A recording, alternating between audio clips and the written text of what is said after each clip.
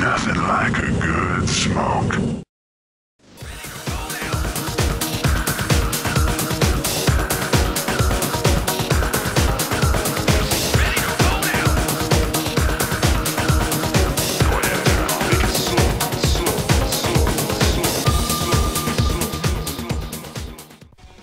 Third set, baby! And it's good to know the champ still has some fight left in him, tying this thing up 1-1.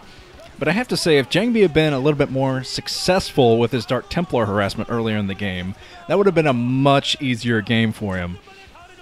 Yeah, I think his whole game plan basically revolved around him getting a lot of SCV kills with those first Dark Templar.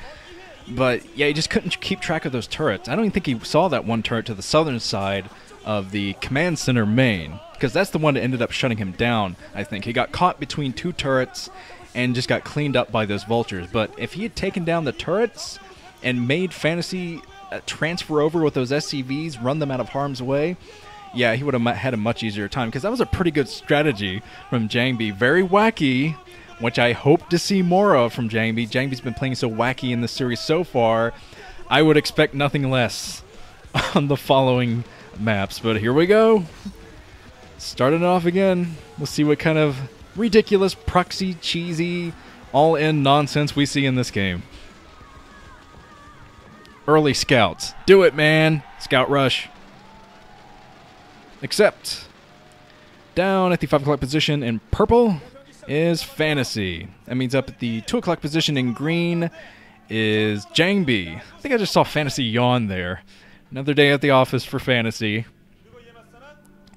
Yeah, in my hype video, I kind of created a little bit of storyline about how JangBi has to avenge Stork. He swore an oath to avenge Stork, and obviously that's a made-up story thing, but I think there's a little bit of truth to it as well. I try to put a little bit of truth in the caricatures I make of the players, because he watched Stork get completely crushed last season by Fantasy. It was extremely painful, I'm sure, for everyone involved on Con.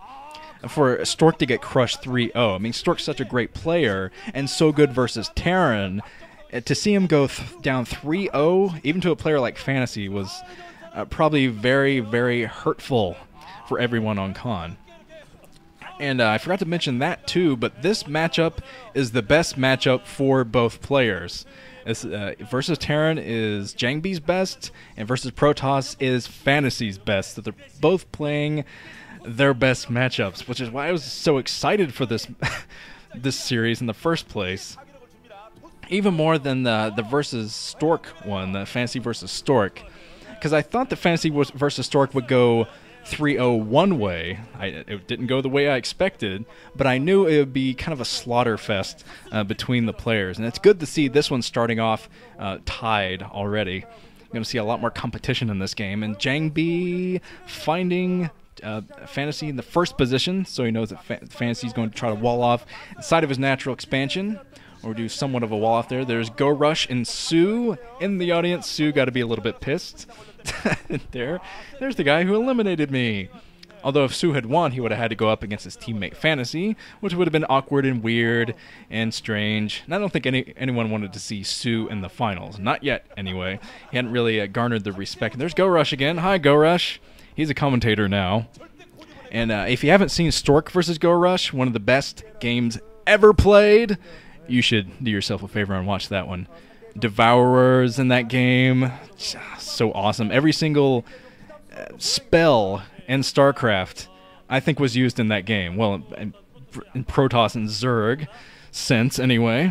But there's a probe just kind of hanging out inside this main. Fantasy's trying to get that probe out of there so it doesn't see too much. But the SCV snuck inside of JangBi's main is going to pretty much see everything that's going on here, which there's not much to see yet. I think JangBi is preparing for his natural expansion soon. He is pushing down with one Zealot at the front. He's going to have to do some nice micro here. It looks like Fantasy is up on his micro. He's not going to let his troops go down to Zealots like what happened in the first time he faced Stork in the finals. Yeah, that first game was on Sin Chapong Rion, and Stork did a proxy and just pushed forward with Zealots, and Fantasy had absolutely nothing to say about it. He could not micro against those Zealots, but it seems he is going to be able to take down these Zealots. One second Zealot and the probe just kind of chasing around the main, trying to keep on the scouting information more than anything, I think. Find the factory coming up. Another Zealot trying to sneak by, but there are some Marines inside of that bunker taking a lot of damage. Yeah, that Zealot took a lot of damage. So JangBi, even though he does have 2 Zealots inside of this main now, I don't think they're going to last too long. They're both in red, I believe. JangBi losing one of his Zealots. Here comes a 3rd Zealot for him, though. Snuck by the defenses, snuck by that bunker. So this is still a pretty tense standoff from the guys, as JangBi continuously pumping those Zealots. He's working in the second base now, though. He has a couple Zealots inside of that main, trying to snipe. He does snipe one of the Marines that were out. But Fantasy, I'm sure he has a couple more Marines. I'm sure he's still pumping them as well. If he's not, he might be a little bit screwed because, he takes out the last Zealot. I think that was the last Zealot with those Marines. And the Scout is still in for Fantasy as well. Nice hat. To see the Cybernetics core spinning, but see if he can stay in long enough to see that Cybernetics core continuously spinning, because sometimes a Protoss player will fake out a Terran by spinning the Cybernetics core, and as soon as the Scout leaves, they stop the upgrade, which is usually +1 attack for air, because it's a little bit cheaper, and they'll put up the robotics facility quicker. But Fantasy's been in here so long, I don't think that would be very viable at this stage. So I think we're just going to see some Dragoons pushing the front soon with the range upgrade. See what Fantasy's up to. I think he's researching siege mode to protect his front with the initial tanks. Pretty standard play from Fantasy. A lot of standardness from Fantasy in this series. Very strange. Very, very strange to see that from Fantasy. To see Fantasy not going for ridiculous drops in this game. And any of the games. Has Fantasy done a drop yet in this series? I don't think he has, surprisingly enough. Going for ridiculous vulture drops is pretty much his trademark these days. But okay, let's see what JangBi can do. JangBi starting a pylon wall at his natural expansion. Just put down 1 pylon there. Getting up his robotics facility, and he's going to clean up this 12 o'clock position to make sure he can take that for himself later. Finding the Marine, takes out the Marine. But that does mean that Fantasy saw the Dragoon up there, which probably means that he's going to expand soon. That JangBi's going to expand soon, which he is. He's moving up right now with his probe to the 12 o'clock position. Fantasy saw the Dragoon there scouting for his units, so he's probably going to go up soon and try to take out that probe if he can.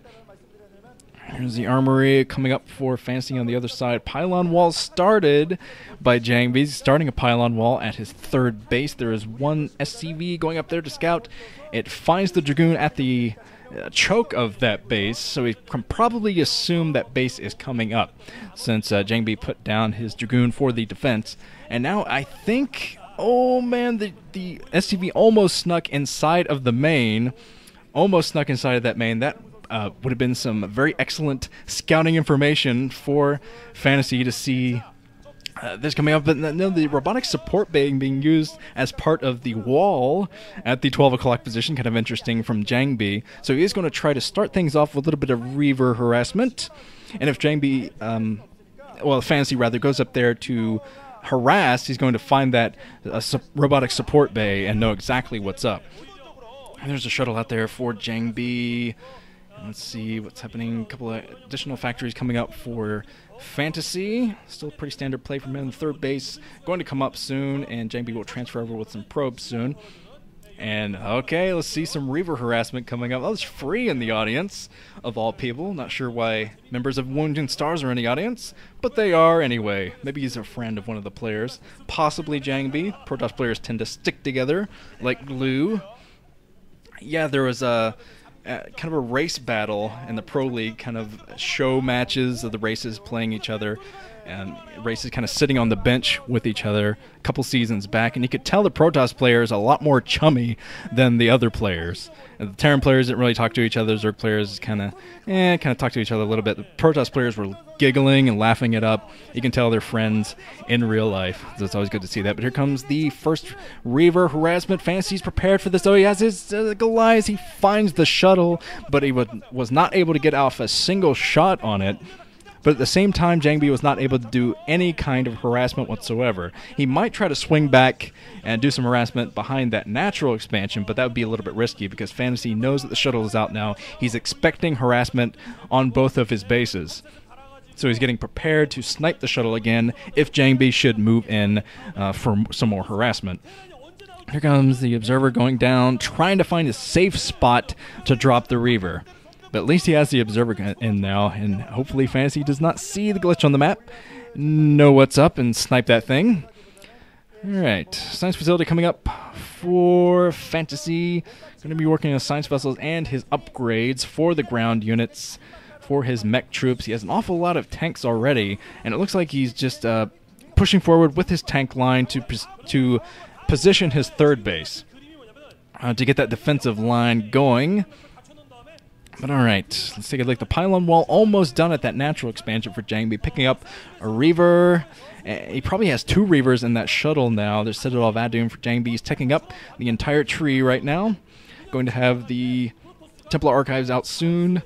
Okay, a lot of factories out now for Fantasy. Since his second base is kind of kicked in, his economy's kicked in, he can continuously pump vultures now to harass JangBi all over the place.